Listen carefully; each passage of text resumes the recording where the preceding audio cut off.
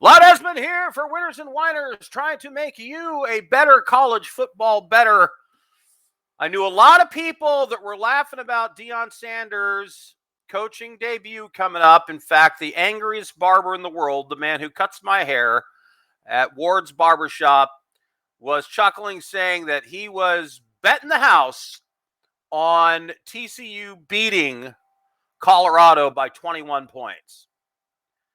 Not only did they not beat Colorado at all, they lost by 3 points. Colorado hung 45 points on TCU. At TCU. TCU, who played in the national championship game last year. Deion Sanders turned that program over twice. Brought in more than 150 different players. After the spring game, he got rid of the 60 that he had and turned it over again. And everybody was wondering, how's the experiment going to go? And wow. Nobody saw that coming. I warned people, watch out. He's going to be the best recruiter in the country. And man, his son put on a show. 510 passing yards.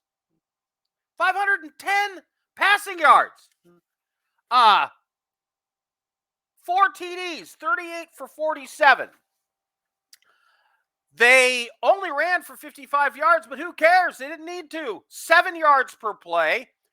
30 first downs, 9 for 15 on third down, 2 for 2 on fourth down, 81 plays. Holy crap. Okay. And they didn't, the amazing thing, they played clean. That was the one thing I was like, and this team put together a bunch of guys, haven't played together much, you're going to have penalty problems, blah, blah, blah. Nope. 6 penalties for 35 yards. To TCU. They had one guy who caught 5 receptions for 135 yards and 3 TDs. As I watched that game, I'm like, does TCU's corners just suck? And I don't think so. I think Sanders has recruited just a bunch of skill players that I'm thinking to myself, how is anybody going to match up with this team? You would have to have a secondary on your team made up of people that are going to go in the first or second round of the draft. It was amazing. Every time they needed to score, they scored. Every time they needed a first down, they got a first down. 3rd and 15, 3rd and 20, didn't freaking matter. Now let's turn to Nebraska.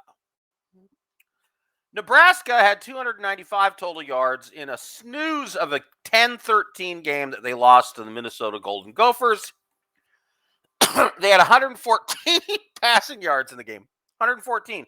181 yards rushing. Yep, Nebraska's going to pound the rock. Their quarterback went 11 for 19 with 114 yards and 3 interceptions. Yeah. He also ran for 91 yards. Minnesota is kind of old school.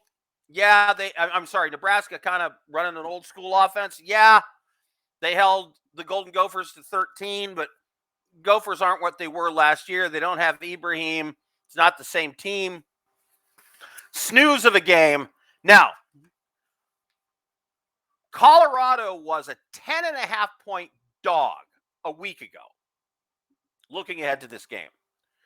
They're now a 3-point favorite, and I think that is a short price. Colorado is going to blow Nebraska off the freaking field. They're that good. I don't think it's good for college football, but just like when Billy Beane did the Moneyball thing and it changed baseball, the transfer portal is going to go nuts. If this works and keeps working, which I don't see any reason why it won't, we are headed to a very strange new world in college football.